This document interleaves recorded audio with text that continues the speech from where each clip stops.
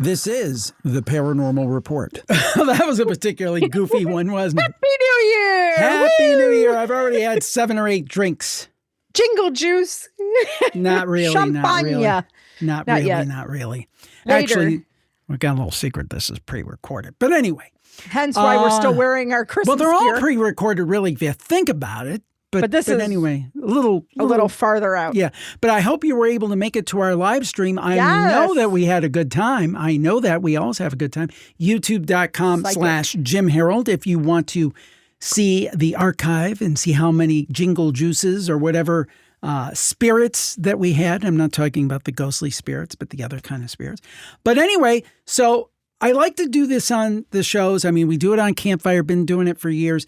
The idea of a best of and kind of a look back, a retrospective. Yes. It's what all the TV and radio stations do when they want to take some time off. They pre-record a retrospective. It's a perfect time of year. And that's what we're doing too. Yes. So what we thought we'd do when we focused on the video, once we started doing the video for the shows, we focused on some of our favorite stories and some fun stories that we have. So they're not really in any particular order or anything like that. They're just kind of some of our favorites for various reasons. Yeah, because maybe I got sassy or or maybe I got tongue-tied. Perhaps. Yes. And then just some just interesting topics that have been dominating throughout the year. So So we're going to get right to it, but first we just want to say we hope you have a happy and healthy New Year.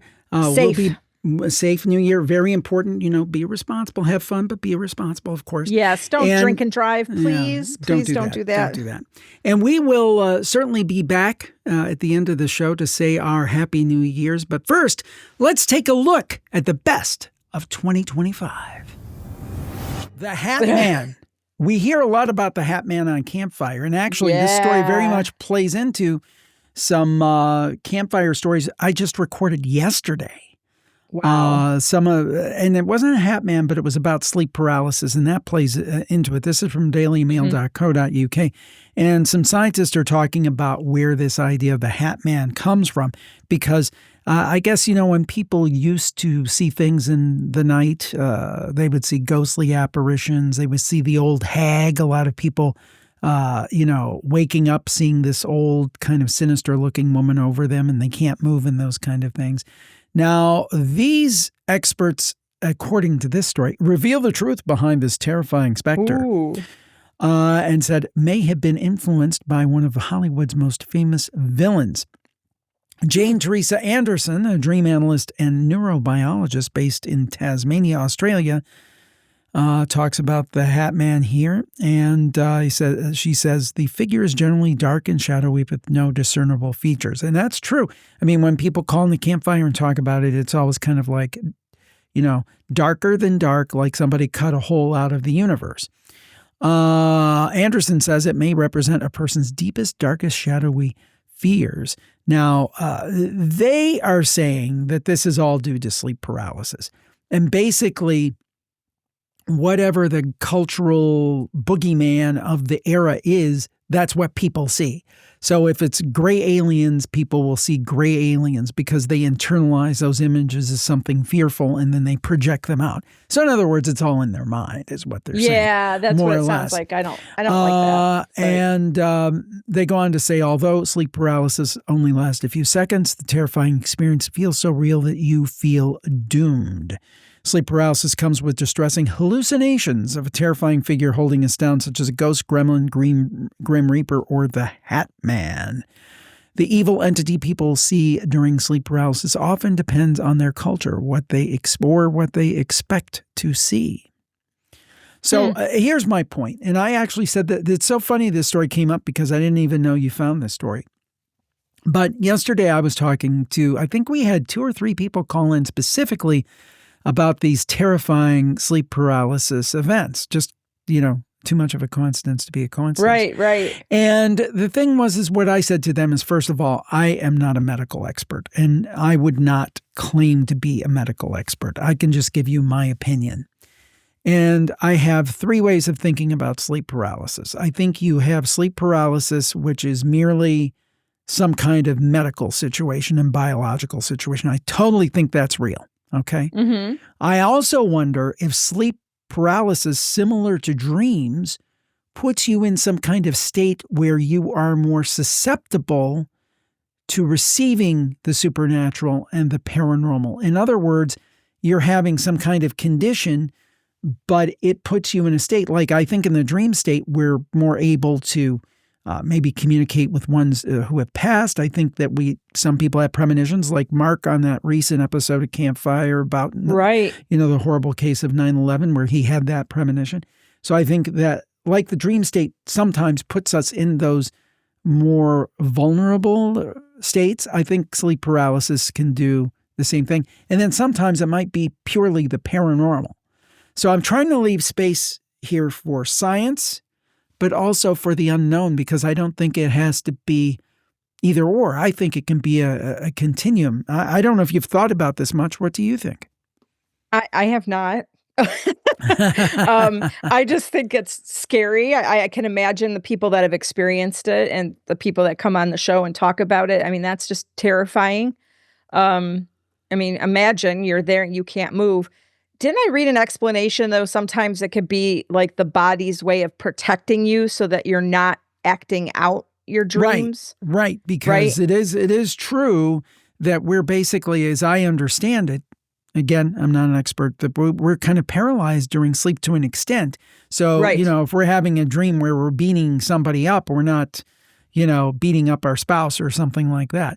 It is a defense mechanism. And I've seen actually experiments done on this, and they showed this poor animal who had, I don't know if it was intentional, if they did an experiment, which was horrible. This was like on a science show too. It was like Nova or something. And they said they showed where the animal didn't have that part of their brain or whatever, and they would act out their dreams. So yeah, but to me, it doesn't have to be an either or, right? Well, this article. They totally say it's all medical. It's all psychology. It's all, it's just what you believe in. Well, what if I don't believe in the Hat Man, or I don't, not that I don't. I've had people who have said they saw it and they never heard of it before. Right. That's the thing. That's assuming. Now, here in this article, Dr. Alice Vernon, sleep disorder researcher at Aberystwyth University and author of Ghosted, says popular culture influences what we see during sleep paralysis. When we're told a scary story or watch a horror film, we lie in bed thinking about it, hoping not to encounter the monster. So when we suffer with sleep paralysis, it is the first scary thing our brain thinks of to explain the frightening situation. So what about people who don't, like me, who don't watch horror movies? Right. What if it's somebody like that and experiences Hat Man or some other figure, or demon or whatever, while they're like paralyzed? Come on. I don't know. That's all I want. Why can't everybody just be open-minded a little bit? Like, just explore all the reasons for things. I mean, and I know most articles and most scientists have to take one stand because they have a hypothesis and they're trying to prove that theory. But I don't know, just leave some wiggle room, because we see it everywhere. I mean, basically, the whole modus operandi of the world these days is that either you agree with everything I say or you agree with nothing I say, and it's one side or the other. And the truth is, I believe a lot of times the truth is somewhere in the middle. Just my 2 cents. Make sure you're getting the value, and there's a lot of value there. One of the companies we were talking to when we made this big what did I just say? I'll bleep that. 53. When we made this big oh, that's good. Oh, look at how red you are. That will be beeped. Anyway, when we made this big shift, they said we had more content than anybody out there, including big companies. That's not happened in 20 years. But It happened today. It happened today. It didn't? It's never happened. Not that I can recall. And boy, am I constipated. But no. Oh. Ba-dum-bum. There you go. Somebody doesn't like those either. They don't like the sound effects and the jokes. No. Oh, well.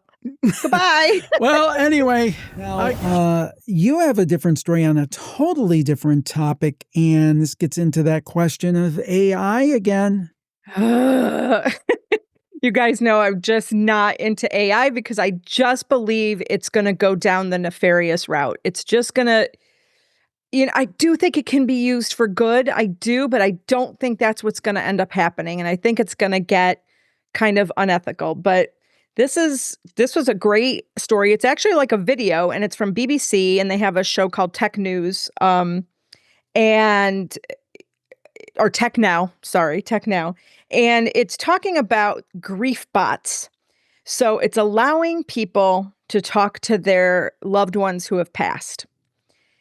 And I guess they were kind of focusing on this documentary called Eternal You.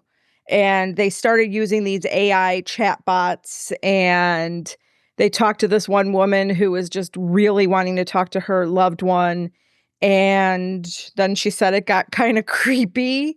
And it was, she said the chatbot was saying stuff to her that she really didn't want to hear, posing as her loved one, mind you. Boy. So the problem with this is you really can't control the use of it. So I think what it does is it takes like all of your messages. So it's taking your data, right?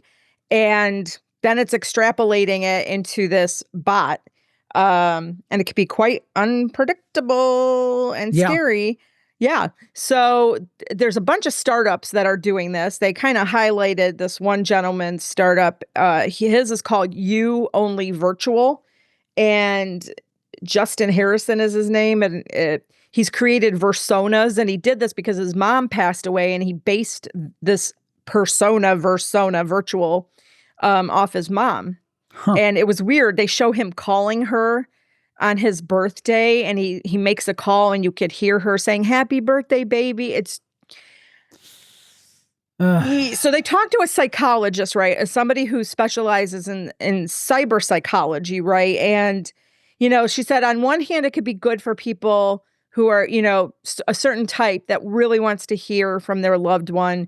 And then on the other hand, it can be quite destructive. And there's all kinds of things you have to worry about, like deep fakes, right? If they are creating this persona, they can take data from that person. They could open bank accounts. Who knows what they can do with that, right? Yeah. So I have a problem with it. And, I don't know. I guess the idea is to put in a lot of information about the person. So ostensibly, the AI would reply and talk in the way it does, supposedly. Supposedly, but it doesn't always. Even if you put in, 10,000 facts about a person and how they feel about different things, that's still only scratching the surface. But it's not even taking facts, Jim. It's taking messages, like text messages. It's taking things from like WhatsApp and your iMessages, and that's how it's creating the way the person speaks, like how they're typing it. I'm assuming it does voice as well, like basically the like Versona does or something like that. Yeah, that Versona one does. Which I could see how it could be. In one way, I could see how it could be comforting, but I think that it would and again, I'm not a psychologist, I'm not playing one, but it would seem to me that it could cause somebody to disassociate from reality and kind of see that as a fake reality. And you kind of end up like Norman Bates, I mean. Well, they did say that people that used it were, in the end, overall, were very disappointed. So I don't know what their expectations were. Well, I mean, we talk about the singularity, the whole dream of people like that, like Ray Kurzweil and people like that is the idea, I think, I hope I'm not misstating, but is that you could take the contents of a person's mind and download it so even their physical body dies, then they would live on. I think that's kind of the ultimate goal, but I don't think that's possible. You might get a facsimile, but I don't think you're going to get the real person because I believe in such a thing as a soul. And again, there's so many different thoughts and opinions. I know my opinions change from day to day. So if you even got a snapshot of me now in everything I think, feel, and believe, a year from now, there might be a considerable amount of that that's Of different. course. Because we evolve as people, right? We evolve, we change, hopefully for the better. We gain knowledge, experience, wisdom. I mean, just think of all the experiences that you go through that change you, right? The bot's not going to change. I mean, you're not hearing from them after something would happen. I don't know. To me, it's just scary because that data is then out there, and that data is going to live long after we're gone from this earth. So, it's frightening stuff. And then nefarious hands. I don't know. I mean, be morbid, whatever. I have a voicemail that my dad left me, and I kept it on my phone. I haven't listened to it since he passed because I can't. But I mean, I have it. But I wouldn't want to talk to him. I know it's not him. Do you know what I'm saying? Right. It's not his being. Right. It's not. Right. Yeah. So, it's I mean, him, to me, that would period. not bring me comfort. It would just be like pain. And I'm hearing his voice without meaning. In some ways, he talks to you because in the sense that what he would say. We both say. Oh, my God. We joke around so much. Spend. Save a damn a penny. Damn. Okay. My God. You see. Well, stay tuned for big UAP news. Now, Ross Coulthart, is it really though? I think it is. Okay, let's see. I think it is because it signifies something. What it signifies, I don't know. Now, Ross Coulthart, we quoted him many times on this show from News Nation, probably right now the biggest reporter on this subject. And he had a direct quote. He has a podcast with Bryce Zabel, who I've interviewed before, who is an author and researcher and so forth. He has a regular podcast with him called Need to Know. And on the end of that podcast, the most recent one, and we'll have a link in the show notes, Ross dropped a bombshell, and I will quote what he said. He said, "I now know categorically that the Tic Tac is Lockheed Martin technology categorically. For people who don't know, that's that famous video, the Tic Tac, not TikTok, Tic Tac video with the Nimitz, and the Tic Tac video flew in and did some crazy stuff. And that's the kind of thing that really started this whole UFO revival. So anyway, he goes on to say, let me expand this so I can see the quote. The Tic Tac is Lockheed Martin technology. Why are we being lied to? Ross asks. He said, this is the issue.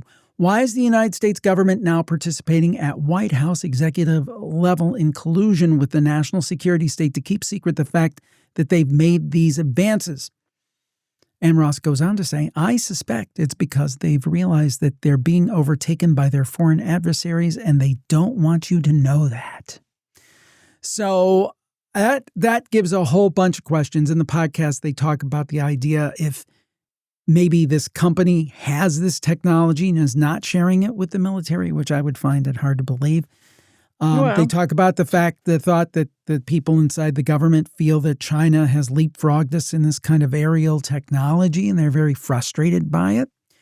And then to me, my question is, if we have this technology, where did we get it from? In other words, I think the skeptics would say, aha, it's American technology. It was never ET. It was never anything else. But the question is, where did we get it from? And my question is, if we have it, if we indeed have it, was it reverse engineered by some kind of ET craft? That's my question. Right. So does it lend truth and value to things like Roswell? And you know what I'm saying? Like, where did we get it? I mean, exactly. I don't think somebody could mastermind the same. To leapfrog that far ahead of the things they talked about this thing doing and the speeds that it was traveling at.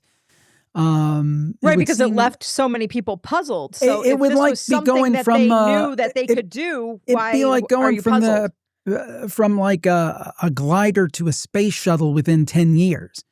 It seems to me. So I guess my point is that if Lockheed Martin has it, if the U.S. government has it, I don't know that we just kind of made that up. I think it came from somewhere. Anyway, let me clarify. Is Ross saying that what we've seen in the skies, the drones, whatever, the Tic Tac, that was created by Lockheed Martin recently. He's speaking in this case specifically about the Tic Tac video, that one case. Now the drones, I think, and I'm going to put a caveat on this because I didn't watch the whole episode.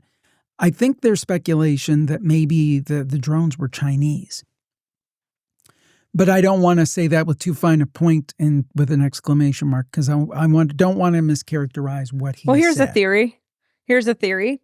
I mean, if we're talking reverse engineering, couldn't a spacecraft or some kind of UAP, right, had been captured or taken down or whatever way before Tic Tac, and they've been working on this for years, and it was indeed something extraterrestrial, something that, Absolutely. You know what I'm saying? Like, I not that they just came up with it now or whatever. No. I mean, I think this could have been going on for 50 years. Many years. But if the U.S. government or one of the contractors that works with the U.S. government has it for 50 years, why have they never used the technology? That's my question, because the United States maybe they couldn't figure it all out. In multiple scrapes. I mean, for example, we just had recently this whole Iran thing and the strike on the nuclear bases.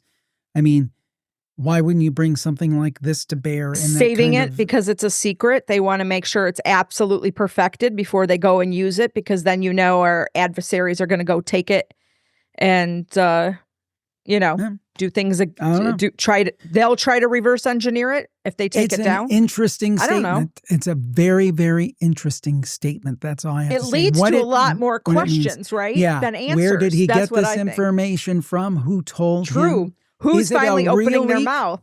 Yeah, but is it a real leak, or is it a leak kind of like what we saw with the Wall Street Journal to discredit what we talked about? Yes. Extraterrestrial, not saying was it put out? Yes, that's perfect. Was it put out there to throw everyone off the scent? Yes, yes. In other words, Ross could be at 100%, what's the word I'm looking for, sincere in what he's saying, that he believes this person, but maybe he's being double-crossed.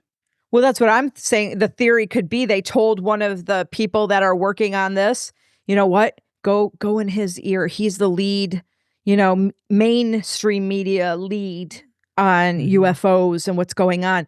Go tell him this. Yeah. And then that combined with the Wall Street Journal.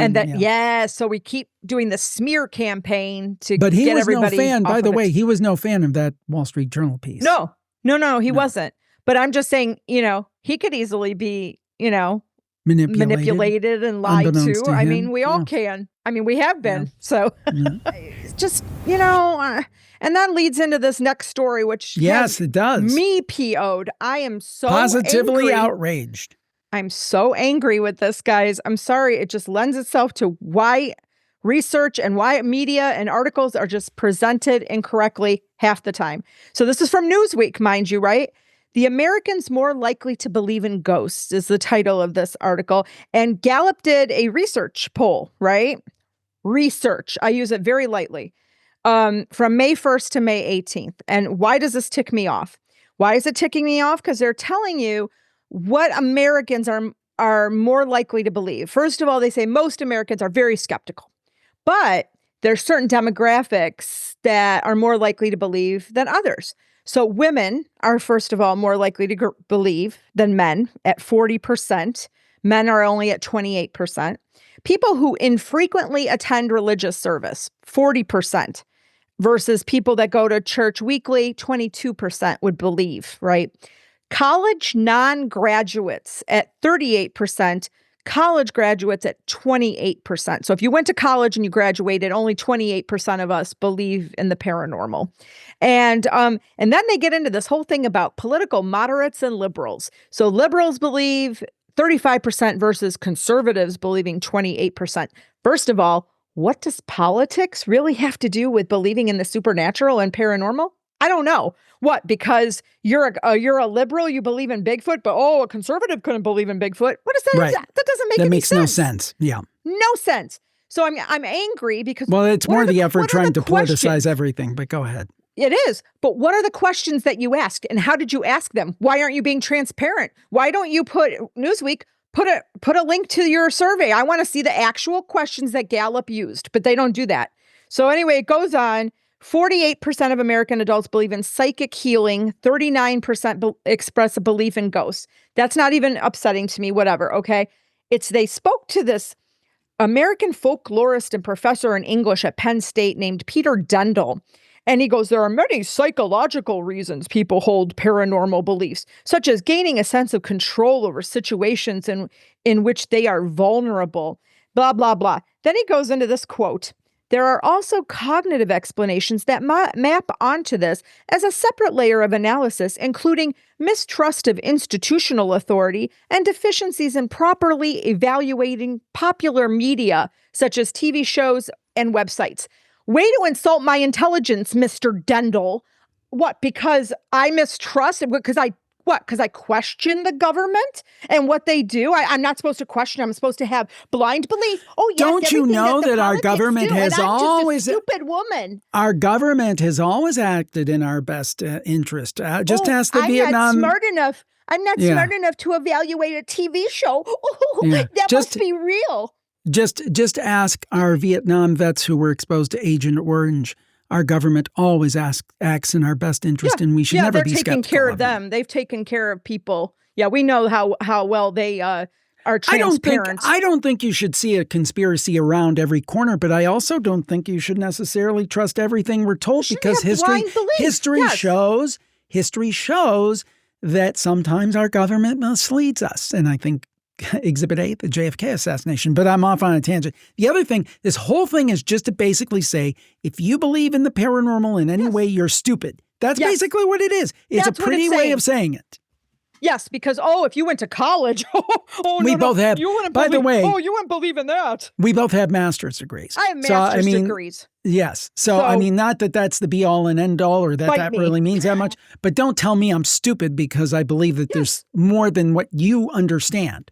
Yes. To me... quote, you want to hear this one? Quote, college graduates may also have a buttress against paranormal beliefs from greater exposure to courses in critical thinking, science, world history and religion, and cultural analysis. So I'm sorry, you might be like a friggin' professor in theology and you might believe in this, but no, because, you went to college, you shouldn't believe in this because... you were exposed to everything. So what? I was exposed to everything. What? My brain's not developed enough to make my own decisions about what I believe. I'm stupid enough that I don't know what's happened to me.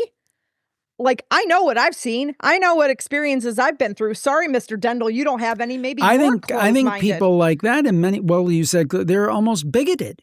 They're bigoted in a way. If you don't believe what I believe, you're an ignorant fool. I mean, that's essentially what they're saying. Now, there are skeptics that I have talked to, and we actually have Kieran O'Keefe coming up, who is a skeptic, but he's a very, I don't know if open-minded skeptic's the way, but he never throws out stuff like this. And I think sometimes it's good to listen to skeptics, because sometimes I think we on the believer side might get a little carried away with ourselves. But this whole thing that you're stupid if you believe in the paranormal, also you're less educated. Because he goes on to say, quote again, there may also be cultural scripts that encourage men to assert themselves with markers of rationality. See, now... Women are stupid and irrational. No, see, I put it the other way. I think women may tend to lean more towards belief, but that's because they're more emotionally intelligent and they're more tuned in. I was going to say, we have a sense of intuition. You've heard mother's intuition or women intuition. We can be more in tune with our feelings and emotions and realize, maybe sense things that are, I mean, how many times moms out there, guys, if you can sense something's going on with your kid, you might not even be like having eyes on them at that point. You turn your head and like, sure enough, Johnny's like doing something, like writing on the wall or something. You have a sense of stuff. I'm sorry, this guy has got me so ticked off with him. Again, I take it the other way. I think that's a sign of emotional intelligence and perceptiveness among women. That's something I think should be applauded, not kind of looked down upon. Well, men, they're so religious smart. Service attendance is most associated with skepticism. What I don't get, that makes no sense. Because if you believe, for example, we'll pick on Christianity because we're both of the Christian faith. Pick on Catholics specifically. Go ahead. It's all supernatural. It's all paranormal. Jesus was born at a virgin birth, he ascended to, he died and rose again and ascended to heaven. That's about as supernatural as it gets. If So you're actually, Catholic, you believe in the transfiguration. You believe in at the point of communion that the bread and wine actually turn into Jesus's body and blood. Okay, so that makes no sense because oh no, you're not skeptic. well, it's the way they're playing with the definitions. Yes, but the belief in religion is a belief in the supernatural. Yes. Now a lot of people don't. Even people who are very religious and believe all the stuff, they'd say, "Oh no, I don't believe in the supernatural." And I'm like, Do you understand what that means? Do you know the definition? Correct. Yeah. Yeah. There's another article that piggybacks off this. It's studyfinds.org. And, what are the different paranormal beliefs, like supernatural beliefs? And they put them into 4 types. So traditional religious beliefs. So belief in God, angels, and demons. Just to your point, Jim, what's supernatural? That's one of their first definitions when you believe in God and angels and demons. And so that's traditional religious beliefs. Second represents spiritual and mental forces. So paranormal, new age beliefs like communicating with the dead or predicting the future. Okay, a third group, belief in witches and witchcraft. So like existence of black magic or if you can cast spells on people. And the fourth and final group was supernatural forces that shape luck, like black cats bring bad luck, 4-leaf clovers, that kind of thing. And their study, and this study was from 2021 though, their analysis found that higher education, higher income are associated with lower levels of all 4 types of supernatural belief, right? And those with a bachelor degree or higher, for instance, score below average on all 4 types of belief, while those with less education score higher. They're saying Latino and Hispanic individuals were more likely than white individuals to express belief in witches and witchcraft. But what this article doesn't do, they don't go into disparaging the groups. They don't talk to somebody who's saying that, they're not hinting at the fact that these people are stupid. They're just saying, look, we did research. Those that had bachelor's degrees believed in this and those, but they're not offering. Right. Well, I mean, to me, it makes sense that just anecdotally, I can tell you that it seems, at least to me, again, anecdotally, is that it seems to me that women believe at a greater rate than men. Also, there seems to be an intense interest in the Hispanic community in these kind of questions and things. That maps to kind of my life experience and having many Hispanic listeners and contributors on Campfire, for example. But they don't go on to insult whatever group it is. In fact, no. In fact, I would say Hispanic people, they're very tuned in. They seem to be very tuned in. So I think that's a great thing. I think that's a positive. I believe they're raised to be open in that culture. I mean, like Italians are raised to be open to the Maliki and the evil eye. And that was just like nothing. We never even questioned that. I've got the evil eye amulet in the dark and tell you right on the side of the office. I was going to start wearing my horn. I found my horn. Oh, cool. My cornu. And I actually have an extra one that I believe was my dad's. So I can give you one. I think you should wear it, especially we're covering all this stuff. Right. Well, just to close off, I know we got one coming up in a minute. You better go run and get it. Yeah, I know, really. Oh, I know I've been going on and on about this, but this other article, this is how they ended it. And I was very impressed because they said, answering these questions can be difficult. Most scientific surveys in the U.S. public include only 1 or 2 questions about religious belief. Rarely do they include questions about other types of supernatural beliefs, such as paranormal or superstitious forces. And this leads to an incomplete understanding of how supernatural beliefs and practices are changing in the U.S. So at least they're, you know what I mean? They're being very okay. I don't know. They're just not giving their opinion and their bias like most of the media does in their article. So... Well, to quote Michael Scott from The Office, I'm not superstitious. I'm just a little stitious. Very good. There you go. There you go. Sorry, guys, for my rant, but there you go. Once in a while. Well, it actually kind of fits into this first story that we have. Sure does. What happens to your consciousness after you die? And if you eat too much fried chicken, it might... Jim's going to the Colonel. No. Yeah. Well, hey, let's not rip on the Colonel. We don't want to get sued by KFC. No. It's a great, delicious I said you were delicacy. going to the Colonel. I didn't say. Yeah. Yeah. And well, you could get grilled chicken there, but you don't. Did you know in Japan that is it for Christmas or New Year's? For It is Christmas. a huge deal to They get have to- KFC. They have to order Yes. like months in advance. Months in advance. Yes, months in advance. They have to place their order, and that's their Christmas Day dinner. It's like a huge tradition. It's a big following over I there. like it. I like it. So Better anyway. than my Christmas Eve dinner? No. No, you do a great job. You also make a lot of times pasta for Christmas. For actual Homemade? Christmas, you make homemade. It is delicious, and the night before is great because we typically have seafood because you're kind of following the Catholic Italian. Very loosely Yeah. following the Feast of the Seven Fishes. We never make it to 7. Yeah. And I don't serve half the kinds that they do because I don't like them. Well, this But first yeah, story. so- Yes. Go ahead, finish your thought. No, I was going to say, so what's this about this consciousness when we Well, we die? What we're happens? seeing more stories about this, about near-death experiences, and this one from Yahoo, which I actually think was originally on BGR, talks about that question, and they talk about the fact that there's even an emerging theory about a third state between life and death based on cellular research. So, after you die, there might be like this middle state before you're actually the way you're going to be. And there's a lot of questions about near-death experiences. And you pointed out, and I've spoken about this gentleman for many years, but I need to get him on the shows. Sam Parnia, Dr. Sam Parnia, he's an associate professor of medicine at New York University Langone and directs research focused on cardiopulmonary resuscitation. He has a book out. It is called Lucid Dying, The New Science Revolutionizing How We Understand Life and Death. And he makes the point that, all of this seemed to be pretty cut and dried before CPR came around. But after CPR, there have been many people who have survived episodes of getting close to death or even their heart stopping and going beyond what he calls the threshold of death, recalling very vivid and universal experiences about themselves, which were labeled near-death experiences.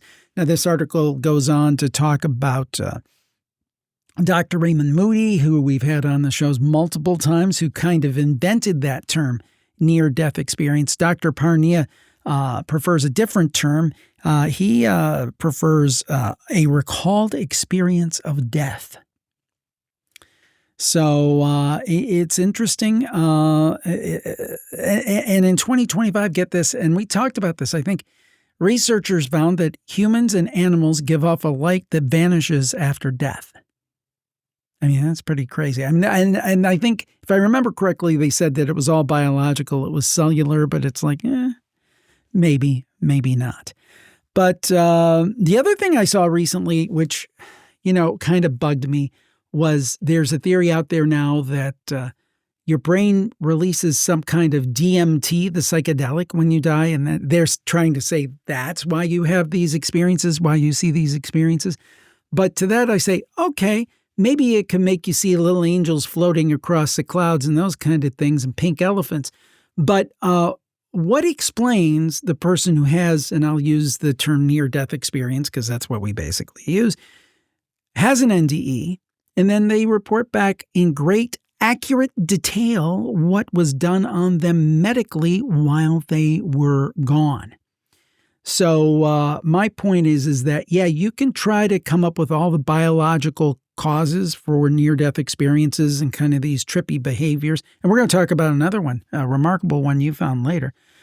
But it doesn't explain away all of it. It does not for a minute. I don't care how much they try to explain it away. I don't believe that it does. There's an interesting article on, and it goes on to talk about this idea. But I'm seeing more and more of this in the popular media, and I'm glad it's getting more attention.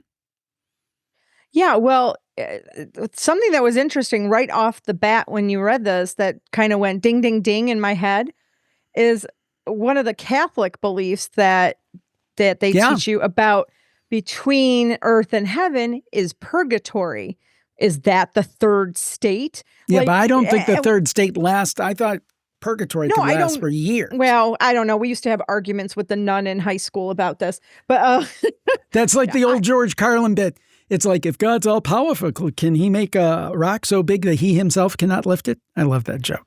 We used to have arguments in religion class in high school. Some of these girls that I went to school with kudos to them, because they would argue with the nun. You mean that a baby that's baptized isn't going straight to heaven? They have to go to purgatory? Why would they have to go to purgatory? What did they do wrong? It's a mystery. It's a mystery. But it kind of lends itself to what we talked about last week and what you've been talking about, like the creator, the programmer. Is there a third state between, I don't know. It's kind of, and this is what gets me PO'd about the way that our shows are represented from the standpoint like, oh, the paranormal. Oh, it's all about just chasing ghosts.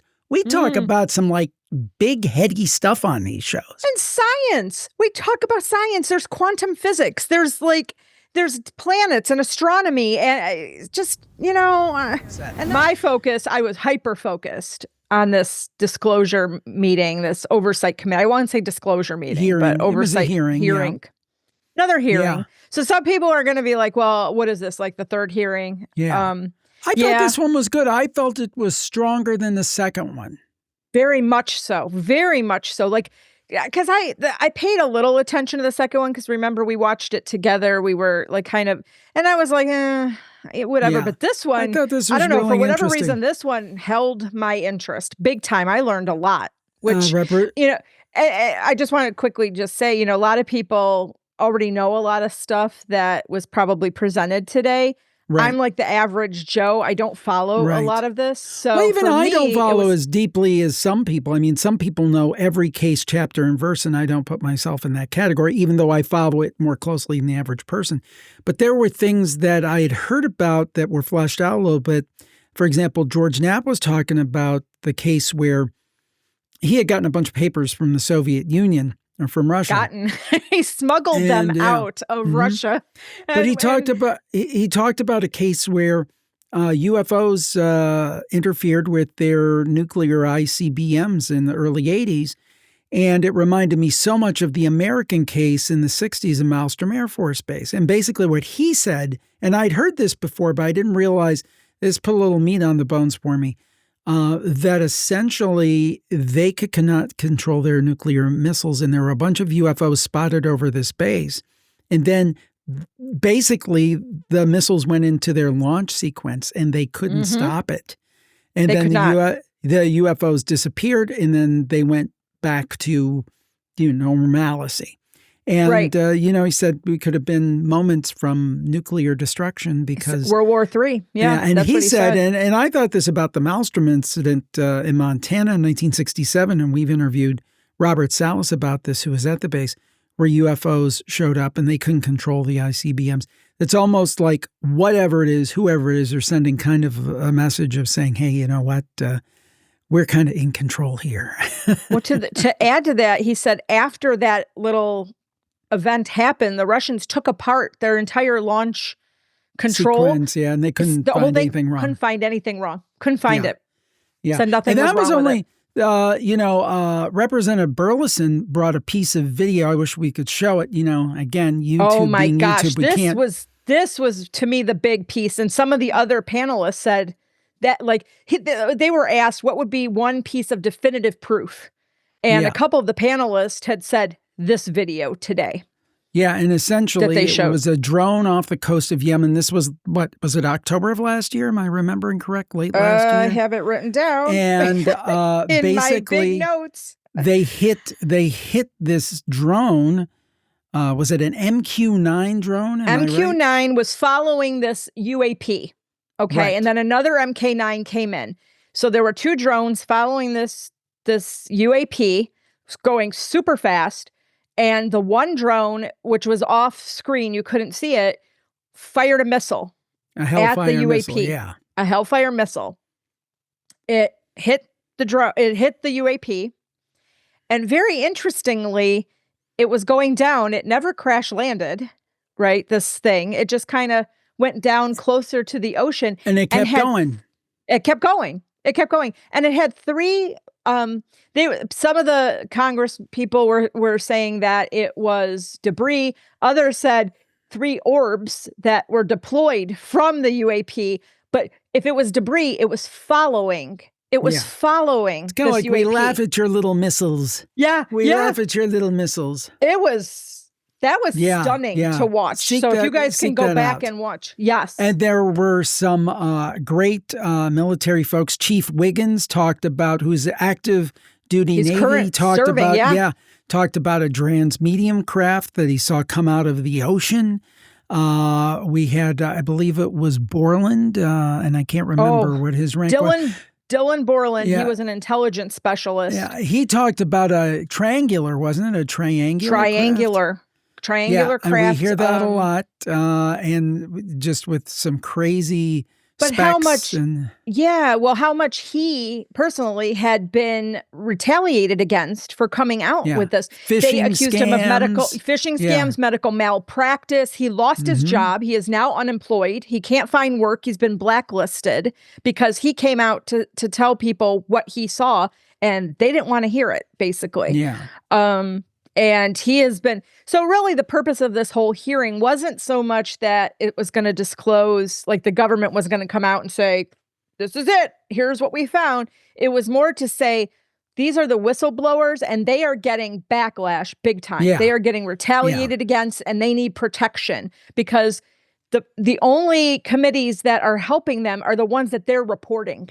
So they're not really getting help. They're really and they were talking blacklisted. about David Grush having his benefits cut off, his medical benefits, and Representative Luna said they're going to get right on that because the DOD, Department of Defense, I guess now the Department of War, is gonna, they're trying to get some action from them, and they're being stonewalled. And all of this brought home the message to me: AARO, the Department of Defense, these military contractors, they are all stonewalling. It's very interesting what George Knapp has said, and I've heard this before. I mean, Lou Elizondo talked about this, that a lot of this stuff has been routed to private contractors.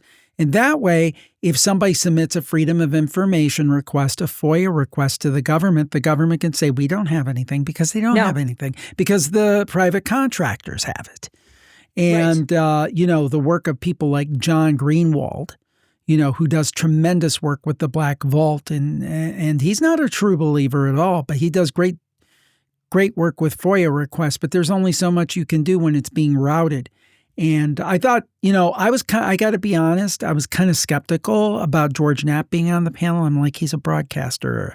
Well, and he doesn't have personal evidence, right? But I mean, he is so credible. They read off the list of awards he's won: Edward R. Murrow, Peabody Awards, multiple local Emmy Awards. I mean, he's kind of got into this bro culture of UFOs a little bit now with some of the different people, but still, he is so credible to me, and he's a journalist, and he's done a great job, and he was excellent. I thought he was just excellent. He was. It was kind of funny because I believe it was Burleson asked him, well, how did you get these papers? How did you smuggle these out of Russia? I was thinking that scene from Pulp Fiction with Christopher Walken, if anybody knows what I'm talking about. Oh, not the watch scene. No. Jim! This watch. I had it.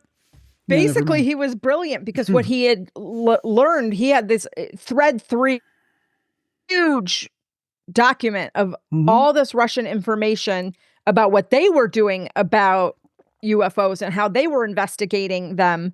And they were doing it very differently than the U.S. They said, even Knapp said, China and Russia, they're not stifling their engineers and their scientists from studying this. They're encouraging them to study this. It's not like the U.S. where they're saying, oh, move away, there's nothing happening here. Right. Those countries are investing in it hugely. But Knapp went back and he said, I got the documents out because only the first page of all the documents were stamped. So he ripped off the first pages. So it just looked like it wasn't anything. Yeah. And it was a Russian physicist over there that actually helped him and got him the information. And they had said if it had been, 5 years later or 10 years in prison, and 10 years or killed, earlier would have been shot. Yeah. And I believe because this was around the time of Glasnost and Perestroika and Gorbachev, and so they were a little more lenient. Just tremendous. Said if he went back now, he went back another time. And they wouldn't talk and to him. Nobody would talk to him. Treat him like he had the plague. Yeah. So I thought that was interesting. Oh, they mentioned my former professor, Bob Jacobs, because they were saying, has anything like this ever happened? Blah, blah, blah. And they were talking about AARO. And Luna And came out all guns yeah. blazing, basically calling Sean Kirkpatrick, the former head of AARO, she called him a known liar. That's that's pretty strong. And she's going to They're subpoena talking him. about subpoena. They're going to give him a subpoena. I think they're fed up with him. And I want to get back to Bob Jacobs, but I am convinced that AARO is nothing but the same thing you saw with Project Grudge, Project Blue Book, all these different projects. It is a whitewash. AARO, I believe, is a whitewash. That's all it is. That is. And it's just to hide everything. Him coming out in that Wall Street Journal article, that's all I needed. You could see this is a whitewash. This is a whitewash. And anyway, Bob Jacobs was my former professor, and he was one of the very early military witnesses to these kind of things. In 1964, he's a broadcasting guy, he's a film guy, and he was, I believe, in charge of a unit doing a filming of a actual film, back when they used film, of the missile test. And he saw it basically shot up, and it was basically shot down. It was disintegrated. And he told where it really resonates with me is I had him for my classes in the early 90s, and this had to be 90 or 91. I heard him tell this very story. Wow. And this is before podcasting was even done. Yeah. So I know Bob. And he is not lying. And he has told the same story, for at least the 35 years I've known him. And he tried to get AARO because there was a call, let us know if he approached, and this is what Knapp talked about. He approached AARO and said, as a good American, I want to tell this story, because he basically was called into a meeting with two guys in suits and his commanding officer. They showed him the film. They basically said, I know this from, Knapp didn't say this, but basically they said, Jacobs, what are you doing out there? Are you screwing around? He said, no, we took a picture of the missile. We did it because Jacobs didn't see it at the time it happened. They showed the clip to him, and basically that's where he saw the disintegration and the shoot down of the missile by something that looked like some type of UFO. And they said, well, regardless, you never saw this. This never happened. You never repeat this when you leave this room. And years later, his commanding officer wrote a letter saying what he's saying is absolutely true. And AARO didn't want to hear from him. Didn't want to hear from Robert Salas from the Malmstrom Air Force Base case that I was talking about earlier. They just don't want to hear the truth. They want to obscure the truth. And the last thing I'll say, I know we've been on this a long time and I'm on a soapbox here, but Representative Moskowitz basically said in so much words, I don't know what's true. I don't know what's going on, but I know we're being lied to. And I think that encapsulates That's exactly what all. he said. And he's right. And, that's what I was impressed with this hearing. It's bipartisan. So it was not just Republicans. There were Democrats. There were a couple people that were getting on their political soapboxes, which I didn't think was necessary because it's not the place for it. But for the most part, I know a couple parts it where was like, okay, let's totally that. talk about something else. It's like, no, that's not what this is about. But for the most part, I mean, he ended too. He said, everyone out there, if you're frustrated, he said, we're frustrated too. He said, we are. Luna said, we're not given the authority. They're being blocked left and right. They are. They're being blocked left and right. Burchett ended. He wanted to thank, Representative Luna and the panel. And he said, this is a tough issue. And that's quote, this is a tough issue. We all catch hell for it. So these people are even putting up their credentials on the line. Going after this because what's the percentage in this for any of them? I figure they're all catching hell for doing this, Republican and Democrat, from their party leadership. I will say something right now, and we were talking about this morning, the current administration, they were going to tell us everything and they haven't told us a damn thing. That's right. Because it's the same. It's like same thing. Yeah, it's like, where's your transparency, President Trump? Where's your transparency? Same blank, different day. It's the same thing. I'm sorry. Last thing I just want to say, I thought that was interesting. They had Mr. Spielberger there. He's like a government watchdog. He's supposed to help determine the waste and the abuse and whatnot. And they kind of asked him, somebody said, is the government making like national security as an excuse to not Of be course they transparent are. with us? And he said, yes. And they overclassify everything. And he said the most famous overclassification of information was from the 9/11 Commission. Right.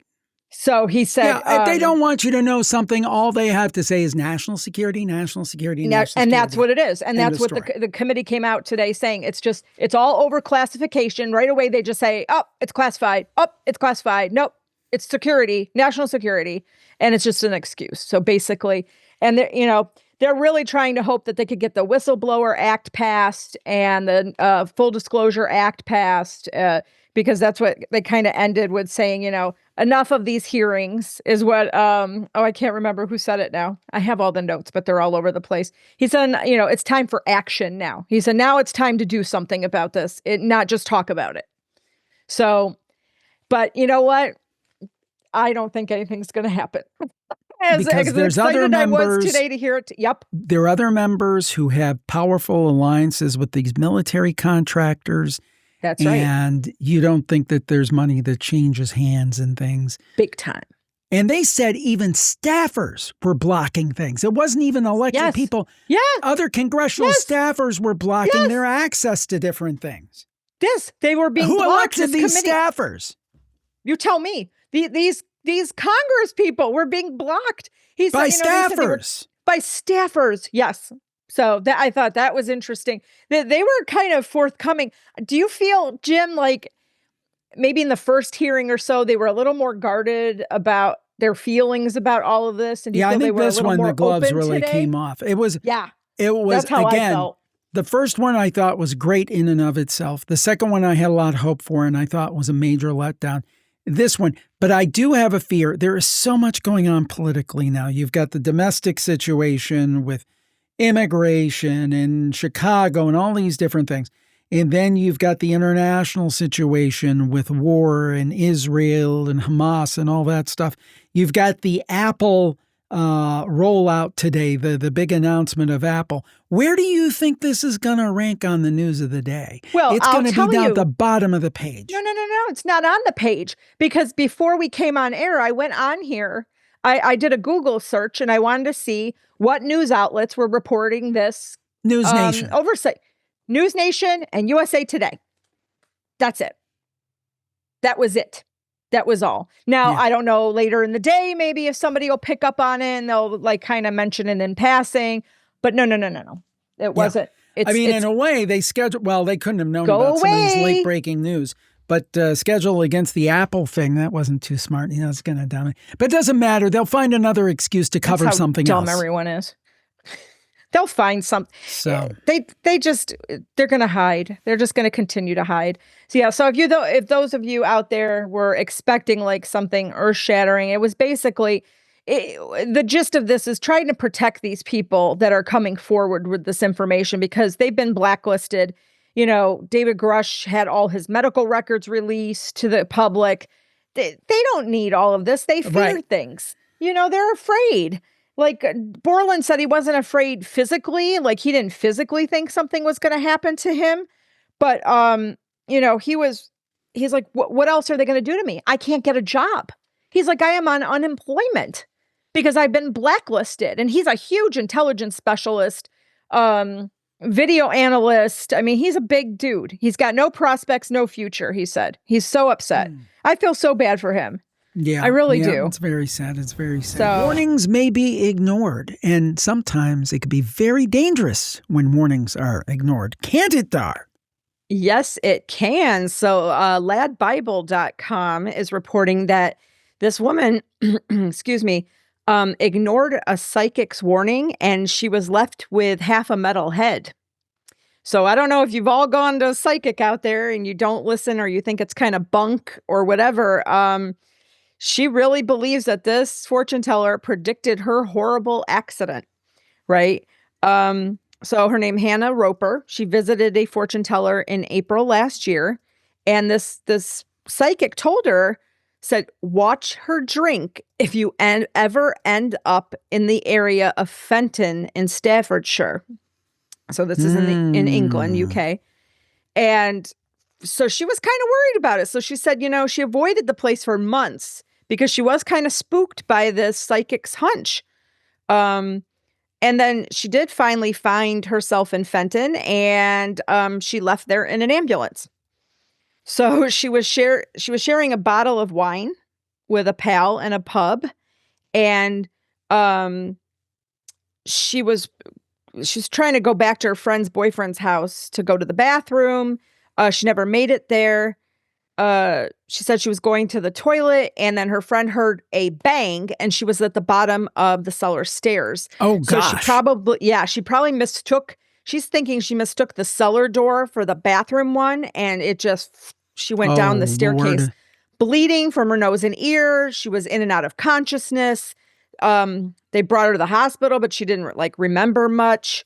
She said if they didn't call the ambulance and it didn't get there, she probably would have died. She said a silly drunk mistake could have cost me my life. And they had to take part of her left side of her skull out to reduce the pressure and reduce the swelling. And she was having surgery immediately because they said if they didn't do it immediately, she would die. She had 3 hours of emergency surgery, and it left the left side of her skull with a drain and nightmare, just a nightmare. And it dawned on her while she was in the hospital for 2 weeks after that about this premonition, that the psychic had. And, she said there's a town called Fenton. She said, if you ever go out there, and Hannah said, yeah, I sometimes do. And she said, be careful, watch your drink, and she's like, the psychic predicted my accident. Yeah. She's alive. She's doing well. She's still recovering. She had to wear a helmet. They put a metal plate in her head. She doesn't have any permanent brain damage, which is a miracle, but she does have a lot of other symptoms from this. So, well, 2 things from this story come. First of all, how quickly and relatively easily our lives can change. I mean, you could fall down the steps. I just read something about a woman who fell down the steps, a young woman, and paralyzed. A very young age, like 28, 29 years old. I don't even think she was drunk or anything. I think she just fell down the steps, which can happen to anybody anytime. And so that's the first thing. The second thing is, I believe the psychic thing is real. I mean, the skeptics will say, oh, well, why don't they go to the racetrack? Why don't they play the lotto? Well, I don't think it works like that. But I do think that there are legitimate psychics who pick up on vibration. Does that mean that they're 100%? No. I don't believe there's any psychics out there that are 100%. But I do believe there are people who have these talents. I have no question. I have to agree. I mean, I do. And I've been to a few, and they have told me things, and that's not happening, whatever. And I tell the story like what my mom, like she couldn't find her life partner, couldn't get married. She went to a psychic because my mom loved all that stuff. And this lady told her, oh, you're going to get married. His first name is going to start with an A. She gave her all this information. My mom's like, come on, whatever. Sure enough, when she told her it was going to happen, she married a guy with the name that started with A. I mean, like, I believe they can have these little premonitions. I believe they can pick up on things. Like you said, I don't think it's 100% all the time, but that doesn't mean everything they predict is wrong either. Even if you got it 50-50, that's still pretty good in my book. I mean, I don't know. I agree. By the way, SETI has responded to the idea that 3-Eye Atlas, that's that big interstellar thing that's headed our way. And it's a comet. Some say it's a comet, and some say maybe not. That it might be an alien spacecraft. Now, Harvard astronomer Avi Loeb has said there's a 30 to 40% chance that the object is not natural in origin. That's, for a scientist, that's a big percentage. Yes. Think about that, a big percentage. Well, the SETI folks have come out and said, not so fast. They believe that it is showing very much the properties of the comet. And I just want to see here. Let me take a look. They talk about this dark forest hypothesis. The idea that possibly, given the finite resources in our universe, and our lack of knowledge in any civilization's intent that any life form may want to preemptively attack us, any form of life they discover before it comes a threat to their own civilization. And according to Avi Loeb's work, that could be one reason that this object is here. And this is from iflscience.com. But these scientists say that extraordinary claims require extraordinary evidence. They don't think Avi Loeb has provided this. And they go on to say that this is very much along the lines of a comet. Let me see here. I'm trying to pull it out. Well, extraordinary first. claims require a ton of evidence. How about just any claims require evidence? How about That's their true. claims require evidence as well? Yeah. See, oh my gosh, the bias and the inequality, just Yeah. everything requires evidence. Thank you. I'd like the evidence, please. I'm not saying that it is a spacecraft. I'm not saying it's a comet. They don't know what it is. How about that? Tom Statler, NASA's lead scientist for solar system small bodies, which this really isn't that small of a body. I guess maybe it's considered a small body compared to a planet. But anyway, he says it looks like a comet. It does comet things. It very, very strongly resembles in just about every way the comets we know. It has some interesting properties that are a little bit different from our solar system comets, but it behaves like a comet. And so the evidence is overwhelmingly pointing to this object being a natural body. It's a comet. So there you go. There you go. Now, there was another interesting article in the Debrief and saying that 3i Atlas is displaying surprising new activity that scientists liken to a note from another planetary system. Now, you would think about that. Oh, my God, that's earth-shattering. But it's more about the makeup of it and how it's releasing water. This is by MJ Banyus, who has been on the shows before. And basically, they're saying that the way it is releasing water is showing a lot about potential life out there and those kind of things. Let me take a look here. I'm a little behind because we had these tech issues, which totally threw off my prep. But anyway, he said, every interstellar comet so far has been a surprise. Oumuamua, which Avi Loeb talks about a lot, was dry. Borisov was rich in carbon monoxide, and now Atlas is giving up water at a distance where we did not expect it. Each one is rewriting what we thought we knew about how planets and comets form around stars. And, again, it's going to become observable again after mid-November 2025, offering additional opportunities to track its evolution as it approaches perihelion in October 30th. And it will take it within 1.4 astronomical units of the sun just inside Mars orbit. So it's interesting from the sense that I think even if it's not some kind of evil mothership, it's still going to teach us a lot. And again, it teaches us that what we thought we know, we don't know. And you see this theme in science over the millennia, that we think we know one thing and then we get more data and it's like, oh, we were wrong about that.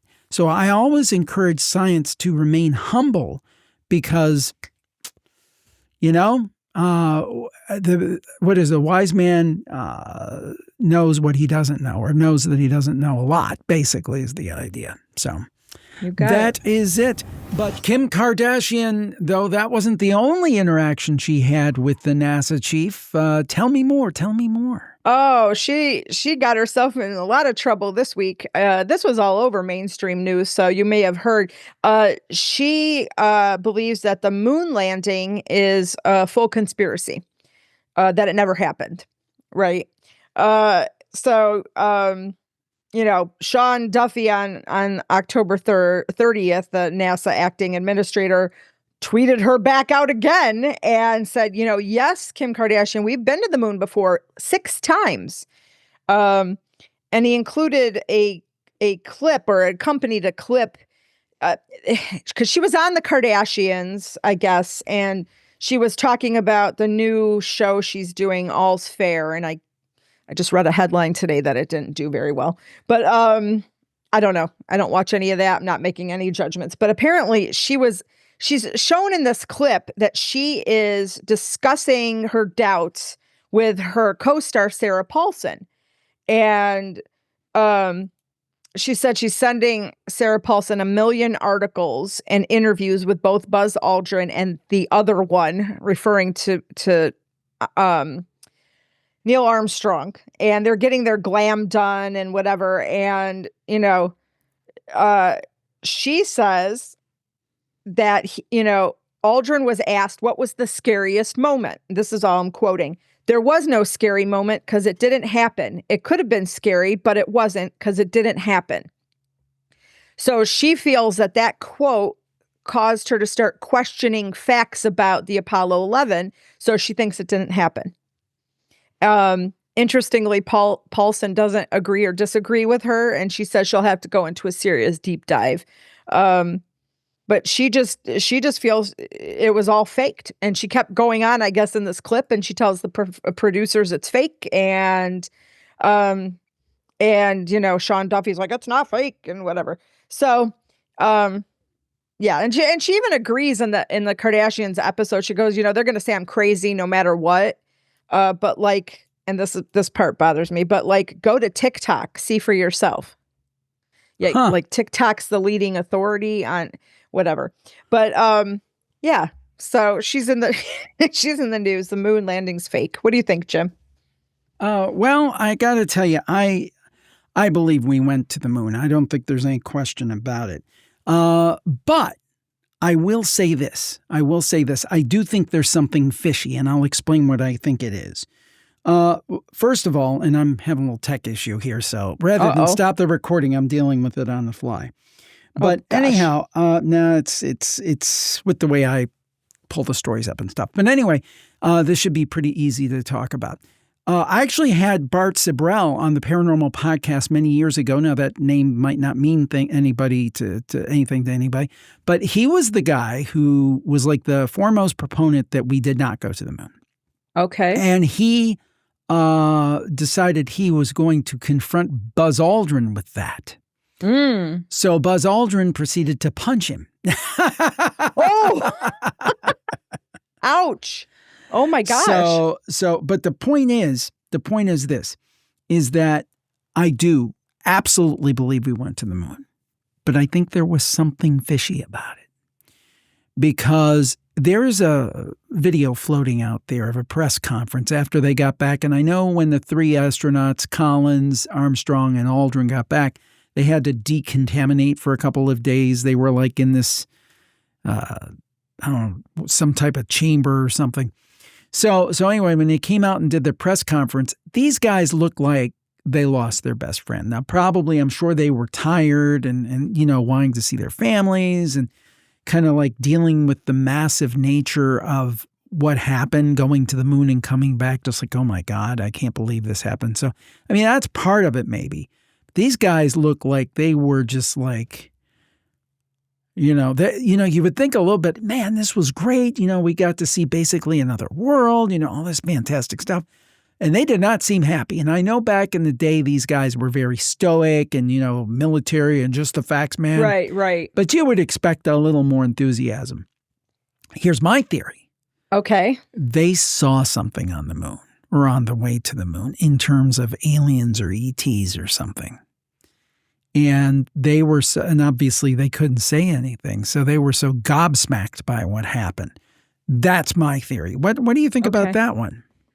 That's interesting. Okay, so I think they went to the moon. I don't think that was faked. I think they went there. My question that always nags at me is, why did they never really go back? Like, I know there were missions following that, whatever, but like they learned everything they needed. You know what I'm saying? Like, I don't know. Like, why? Why have we never been back to it? Don't you want to go and see if things have changed? If something's changed, if something's different, if the composition has changed, has the universe affected? I don't know. You know what I'm saying? I just don't understand why they never went back. And I'm not denying that they went, because, I mean, if you could go to the International Space Station and live there, I would think you could go on the moon. I just don't understand why they never went back. So I guess maybe I should do some more research about why NASA is saying that they never went back. I know they'll probably use some excuse like funding or some what I call BS. But so it is anytime somebody starts throwing funding out, come on, you've got money. You just allocate it for different things. Well, they did go back, within the Apollo program. But then after the Apollo program ended, I don't know if the last time they went to the moon was 73, 72, 73. I don't think it was 74. And I think Apollo ended. Did it end in 75 with Soyuz Apollo? Anyway, the point is that the early 70s it ended. To not go back since then is very weird to me. That is very weird. Okay. But I'm going to show my stupidity, which, Russians ever land on the moon? No, that was the whole thing. And that was interesting. Why? That was very interesting. Well, I mean, I think the excuse was there was a space race they lost. So we just abandon it and we don't find out. Yeah, did the U.S. The Gagarin was the first one in space for the Soviet Union. Did the United States throw up its hands and say, "Oh, we give up. They've got space. No, we're done." Yeah. Well, that's why I didn't understand that part either. I thought I was right. I just was making sure because I don't remember the Russians landing on the moon. So why didn't they do it? Or any other country? Although China's probably gone. Why haven't they gone now? Like, and Artemis keeps getting delayed. Yeah, Artemis keeps, because the thought is that if you want to go to Mars, which I know Elon Musk is very hot on, you have to go to, going to the moon again is a natural kind of interim step, to test out technology and so forth. So, yeah. Oh no. It's kind of weird. It's kind of weird. Now, I do believe now I had an uncle. You knew my one uncle. Yes. And my dad was talking to him about the moon landing. He said, they never went to the moon. And my dad said, yeah, they went to the moon. I saw it on TV. And he said, I see Mickey Mouse on the moon on TV, but that doesn't mean he's real. Wouldn't you just keel over if your uncle was absolutely right? Yeah, but if you ever found out, you don't think he's right. I don't know. I think. What about the Earth? Is it flat? No, I'm just. I'm sorry. That conspiracy I don't subscribe to, but. Although I did have a flat earther on one of my shows one time. And it wasn't, I did. I did it intentionally. Now I said, look, I think it was on one of the Plus Club shows. I said, look, I don't believe in this for a minute, but I want to hear you. I want to hear your explanation. That's true. That's good. I do think that's something that's been lost. I mean, I remember seeing these old talk shows from the 60s and 70s, and the host, was pretty neutral usually, maybe like just kind of a normal guy or a normal woman, what we would consider normal, just average, I guess is a better word. And they would have on somebody with an outlandish philosophy. And sometimes it was objectionable, something was. But I like that because it's like, look, we're not endorsing this. We're not platforming this.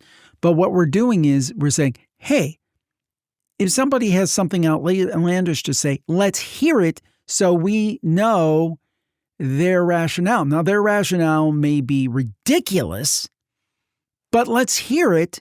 And then we can be the judge. I mean, we totally kind of lost that whole thing. But anyway, no, because we can't do that. We're not. No. It's black or white. It's not gray. You can't listen to the opposite viewpoint because, I don't know, maybe your brain will explode. Listen to everything, everybody. Just kind of get all your information. Make your own decisions. Don't be spoon-fed by these people. But wasn't there point and counterpoint? Yeah. Wasn't that a show? That was on 60 Minutes. That was, We I was thinking, what's very small children. SNL joke. Jane, you ignorant. Yes. No. I'm thinking Jack McLaughlin. Oh, that was the McLaughlin. You're getting two things conflated. There was the McLaughlin go. I said the first time. Wrong. Right. 9 on a scale of metaphysical certitude. Molten Kondraki. Yeah, that's a deep cut. I know. You guys, if you don't. You have to see the real one and then go look at the SNL skit. Was it an, Yeah, Dana Carvey. Dana Carvey? Oh my God, that's so funny. Young people have no idea what. No, they have no about. clue. Go research. It's very, very funny. Yeah, but it's only fun. I think it's only funny if you know the source material. Because, well, I say you have to look up the source material. I'm sure you can find a clip. He's got it. Yeah, the real McLaughlin group. May he rest in peace. John McLaughlin. It was political, so just wrong. Whatever. It was like a Sunday morning. I think it was syndicated or something. And I was a weird kid because here was my Sunday morning. I would watch Meet the Press, This Week with David Brinkley, the McLaughlin Group, and then NFL football. What about Polka Variety? Well, once in a while I would tune in and see what was going on. We always watched Polka Variety. We had a local show that was polkas. It was called Polka Varieties on WEWS Channel 5. Yep. I would dance in the living room with my dad sometimes with it because he even though he's Italian, he loved polka. So we would polka a little bit. We watched that every week. What was the other show that was on after that? The Gene Carroll Show. We watched the Gene Carroll Show, too. Which was like local talent. But the funny thing about that... So you were getting... Go ahead. Yeah, I'm sorry. The guy had died. It was like the Dick Clark's New Year's Eve special. The guy had died for years. I think he was on Cleveland radio in like the 20s or something. Oh, wow. But he hosted that show and then he died, but they called it the Gene Carroll Show for another 15 years or however long. It was on well into the 80s, so was Polka Varieties. And that's one thing I miss are these great local shows that we used to have when we were growing up. We had the horror hosts here in Cleveland. Of course, we had the great Houlihan and Big Chuck. Oh. And then we have Big Chuck and Little John. And when I play this, not that. Not that button. One. This one, that's from Big Chuck and Little John. That was the laugh they would have on their little skits. Yes, very funny. Which somehow amazingly found itself on my soundboard here. Whoa, that was a blast. That was a blast. That was a blast from the past. What'd you think? Yeah. No, these were some that we enjoyed. We hope you guys enjoyed them. You might have your favorites. Always go back to the episode and can look at that. But these were some of the ones that kind of stood out for us. So Indeed. And this year has stood out for us because, I really feel like this show has come into its own. We added video, which has been a lot of fun, added a whole new dimension. And I hope that on that line, you will subscribe to our YouTube channel because if you're watching on YouTube or if you listen on audio, check it out over on YouTube or check it out on Spotify video as well. Both are great. But if you're on the YouTube channel, I don't know where we'll be as of this viewing, but we really wanted to hit at least 20,000 before the end of the year in terms of subscribers. We're trying to get that number up because there's a lot of reasons you want to have a higher subscriber number. Not necessarily, it doesn't really make any money or anything like that, but kind of is proof to people, hey, this is some stuff worth checking out. And the larger that subscriber number is, the more credibility and social proof that you get. So we're trying to pump that number up. We're doing it by the rules. I see these people with like billions of subscribers. They're paying. They must pay for that. You kind of wonder how did they get that? They're paying for subscribers. Come on. Yeah. So I guess my point is especially that if the channel stinks. There's some that are like, we do everything above board. We do everything the right way. So we want to get to those big numbers, but we want to get it the right way. My ultimate goal is at least 100,000 subscribers so I can get one of those fancy plaques. Man, that's what I want. Today's the end of the year. It's the last day. So come on, let's try to get Jim to 20,000 at least by today. And so if tell I'm all at your friends, family. By some miracle, if I'm at 20,000 when you look, let's get it to 21, keep 22, going. 23. Let's keep going. Let's got a long way to go for 100,000. A long way to go. 80,000 plus. Yeah. And if we get to 100,000, I'll sing You'll Never Walk Alone in my Jerry Lewis voice. You'll never walk alone. Anyway. That's just a preview. You need the whole thing. You'll get the whole thing. Oh, we'll get Jim in a tux. We'll do a whole thing. We didn't mention this on the show before Christmas, but earlier in December, they asked me to be on the Coast to Coast AM Secret Door special. That's where somebody comes on, uses a fake voice, and tries to fool George, and he eventually agreed. But I did this whole Jerry Lewis thing. I'm like, Mr. Norrie, did you know that there are millions of people listening? Oh. And he guessed Ethel Merman. Yeah, he said, you sound like Ethel Merman. It's like, well, first of all, that's a pretty deep cut, Mr. Norrie. And secondly, I've got rhythm. Anyway, we're going to get a writes a Yes. copyright strike There for you go. You just did Ethel like Merman. Yeah, you just did two people, Jerry Lewis and they probably won't. The people that do those don't even know No who wonder those two people think I'm are. 90 years old. They don't know who they are. The only reason why I knew Ethel Merman is because we used to have an answering machine that actually had a cassette in it, and it was like, how did it go? Wait, we're not home now, or so. It did that song. Well, I've got an here's the answering thing. machine. Who could ask for anything more? Here's the thing. We're of a weird age because we're of an age where like people like that and George Burns and those they really weren't of our generation, but they were still around. They were like elderly. And Yes. Jerry Lewis wasn't quite elderly when we were little kids, but he was middle-aged. But the point is, these were older entertainers that were really in their popularity in 40s and 50s and, before we were born. And 60s, although I was born in 69, child of the 60s. But anyway, the point being that they were still around, though, and very active. So we know of these people. And then, like, young people look at us and like, are you, like, insane? Well, also, I think, too, things are different now with entertainment True. because of social True. media and whatnot. So back True. then, you just had your little category of people, and that was it. And now it's like, here's an influencer. And Yeah. I'm like, who? Well, it's kind of like, I always joke we're micro celebrities, It's kind of like that thing. There's and the other thing, people don't have the staying power. Entertainers don't have the staying power. They don't. I mean, this like George Burns probably started in vaudeville when he's 18 and he's still like performing like when he's, I don't know, did he quite make it to 100? I can't remember. But I don't know. I mean, thought he was like, at least. he was in popular entertainment for like 80 years. He was in a movie with John Dunbar. I mean, come on. No. Come on.